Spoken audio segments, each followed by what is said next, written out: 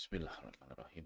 Assalamualaikum warahmatullahi wabarakatuh. Teman-teman, video ini saya mau bahas tentang yang ngawang-ngawang ya. Jadi soal konsep yang jauh di awang-awang ya. Nggak jauh sih, cuman dekat dengan kita. Cuman memang harus membayangkan dan ini masalah pengalaman dan ya begitulah. Nah, yang ngawang-ngawang lah. Itu soal optimis, mau pesimis atau realistis. Ini dalam kasus bisnis sehari-hari, kita kan dihadapkan, kita harus memutuskan cepat nih, apakah keputusan optimis, keputusan pesimistis, atau keputusan realistis. Nah, ini saya mau balik share pengalaman saya yang saya terjemahkan jadi video singkat, mudah-mudahan kurang dari 10 menit. Dan ya saya coba memadatkan dan oversimplify ya. Artinya saya coba simplifikasi betul kurang dari 10 menit. Mudah-mudahan ada manfaatnya. Oke, kita mulai. Pertama, menurut saya soal keputusan ketika kita kapan kita harus realistis, optimis atau pesimis itu masalah data sama knowledge. Jadi data itu jelas ya angka yang kita punya, terus apa pengalaman bukan pengalaman, ya angka lah, all about angka biasanya. Lalu satu lagi knowledge. Knowledge itu ya kan sebenarnya ilmu ya, sebenarnya ilmu, cuman saya bingung nyebutnya apa ya. Jadi saya sebut knowledge aja karena maksud saya itu ilmu plus pengalaman. Jadi ada ilmunya yang banyak, banyak baca buku misalkan, tapi pengalamannya rendah. Ada yang pengalamannya banyak, dia udah bertahun-tahun bekerja di bidang tersebut, tapi ilmunya mohon maaf rendah. Itu banyak contoh kasusnya. Kalau yang kedua misalkan mandor atau tukang bangunan. Tukang bangunan tuh pengalamannya luar biasa bagus, tapi ilmunya dia kurang tinggi. Makanya kalau tukang bangunan disuruh bikin bangunan 50 lantai gitu, pasti bengong dia karena harus punya ilmunya, harus tahu cara simulasinya dan lain sebagainya. Begitu juga sebaliknya. Kalau engineer tahu cara bikin bangunan 50 lantai tapi nggak tahu gimana praktek di lapangannya, nggak tahu. Jadi di sini saya maksudnya knowledge itu ilmu dan pengalaman. Lalu saya bikin aja BCG-nya, BCG sederhana kayak gini. Jadi ada data, ada knowledge. Kalau data Anda oke, knowledge-nya oke, itu percaya aja sama feeling Anda. Data oke, feeling knowledge oke, percaya aja feeling, mau mau realistis kayak, mau optimis kayak, mau pesimis kayak, itu percaya sama feeling Anda. Kalau datanya oke, knowledge-nya not oke, ini harus objektif. Objektif melihat si data. Jadi jangan jadinya denial. Ini hati-hati, yang kayak gini banyak kasus denial. Penjualan lagi turun, oh enggak bakal naik kok, bakal naik, percaya bakal naik. Bila itu seakan-akan optimis, padahal itu denial. Karena dia nggak punya pengalaman dan data menunjukkan penjualan turun. Nanti kita akan studi kasus. Lalu ada data yang not okay dan knowledge-nya oke. Ini juga percaya aja sama feeling. Karena kalau knowledge-nya udah oke, itu feeling aja. Nah, knowledge oke itu seperti apa nanti setelah ini ya.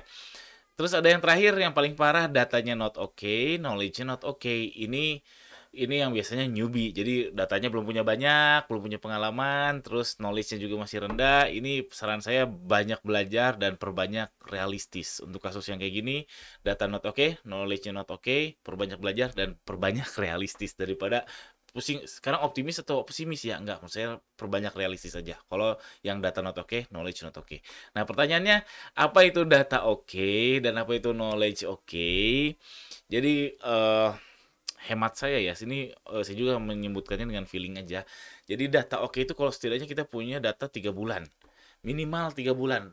Data apapun, misalkan data penjualan 3 bulan ke belakang, data gaji penjualan ke belakang, data klik 3 bulan ke belakang, data ROAS 3 bulan ke belakang, data data trending produk 3 bulan ke belakang. Pokoknya 3 bulan. Menurut saya 3 bulan udah yang cukup. Kalau 1 bulan terlalu sedikit, terlalu newbie. 2 bulan juga terlalu sedikit. 3 bulan cukup. Lebih banyak lebih bagus. 1 tahun, 2 tahun, 3 tahun itu lebih bagus. Jadi data oke itu menurut saya kalau udah punya di atas 3 bulan. Punya dan mempelajari data tersebut. Kalau punya doang nggak diubek-ubek ya percuma aja. Kedua, knowledge-nya oke. Nah, knowledge-nya oke. Pertama, ini sesuai teori di buku, aduh lupa, Malcolm Gladwell apa ya, yang Malcolm Gladwell yang apa, aduh, tipping point, ya itulah yang Malcolm Gladwell, dia bilang bahwa mahir itu ketika kita sudah melakukan hal yang sama 4.000 jam. 4.000 jam tuh berapa tahun ya? Ya hitung aja sendiri. Jadi kalau sudah 4.000 jam Anda berbisnis, lebih dari 4.000 jam Anda full time bisnis, berarti pengalaman Anda bisa disebut mahir, disebut experience. Experience atau mahir itu belum tentu jago ya. Expert. Jadi expert itu belum tentu jago. Jadi kalau contoh saya udah ngulik-ngulik iklan Shopee, jelas sudah lebih dari 4.000 jam. Saya bisa dibilang saya expert, cuman saya belum tentu jago, saya belum tentu beruntung, saya belum tentu berhasil. Tapi saya bilang expert karena saya sudah tahu tata letaknya di sini, tata letaknya di sini. Saya sudah tahu ketika ini biasanya ini, ketika ini biasa ini, dan itu secara teori minimal 4.000 jam. Lalu yang kedua, perspektifnya luas. Jadi knowledge oke itu perspektifnya luas, luas. Jadi nggak hanya terkungkung oleh pikiran sendiri. Makanya harus punya mentor, komunitas, atau teman yang bisa sharing. Jadi perspektif harus luas. Itu kriteria saya, menurut saya, yang knowledge-nya yang oke. 4.000 jam minimal pengalaman dan perspektifnya luas. Harus punya mentor atau komunitas atau teman. Kalau misalkan oke, pengalamannya 4.000 jam, tapi dia fokusnya ke sudut pandang sendiri aja, nggak pernah mikirin sudut pandang orang lain, pengalaman orang lain, itu menurut saya knowledge-nya kurang oke.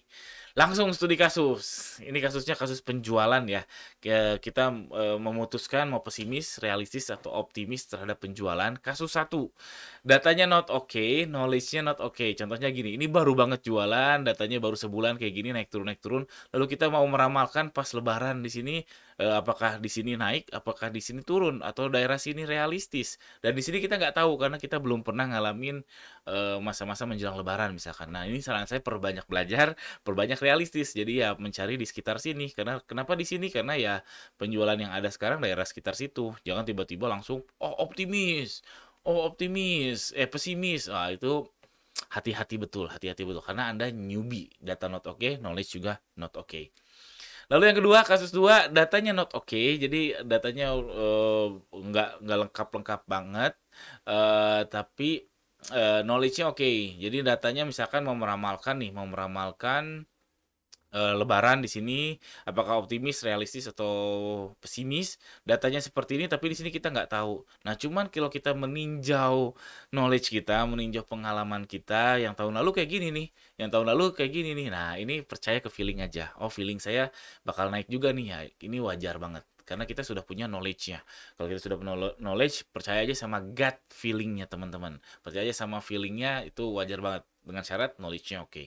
Nah, masalahnya, knowledge itu kan bukan oke dan not oke ya, ada di antara tengah itu. Nah, itulah seninya dalam berbisnis, seninya dalam kehidupan ya kayak gitu ya. Jadi bukan berarti harus ada not oke dan oke, tapi ada di tengah-tengah. Anda misalkan yang kalau tadi parameter si Malcolm Gladwell itu kan 4.000 jam. Kalau Anda di 2.000 jam atau 3.000 jam, ya nggak apa-apa, percaya aja ke feeling misalkan. Ya, karena di saat itulah Anda mempertajam si 4.000 jam tadi, mempertajam expertise Anda. Oke.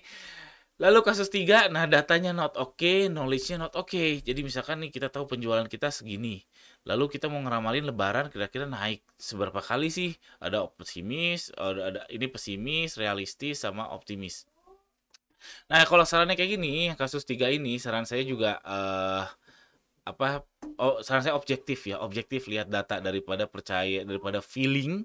Menurut saya objektif aja, dan hati-hati kalau yang kayak gini. Dan kasusnya kayak gini ya, kita belum belum tahu nih penjualan tahun-tahun sebelumnya seperti apa, dan kita tiba-tiba tembak aja optimis atau tembak aja pesimis di bawah kayak gini, langsung turun kayak gini. Saran saya ini berbahaya. Berbahayanya apa? Karena kita nggak punya pengalaman, dan hati-hati yang kayak gini, malah oke optimis malahnya denial. Padahal penjualan lagi turun misalkan, terus kita bisa naik jadi rebound 10 kali lipat dalam waktu dekat. Optimis, optimis. Nah, hati-hati itu jadinya malah denial. Harusnya perbanyak realistis juga sih. Jadi harus objektif, lihat datanya. Kalau datanya lagi turun ya berharap turun. Kalau datanya lagi naik ya berharap naik. Kalau datanya lagi stabil ya berharap stabil, alias ya lebih dekat ke realistis. Ini data oke, knowledge not oke. Dan yang terakhir, datanya oke, knowledge-nya oke. Nah, ini ya sudah berpengalaman ya. Ya saya berani bilang saya di sini di fase ini.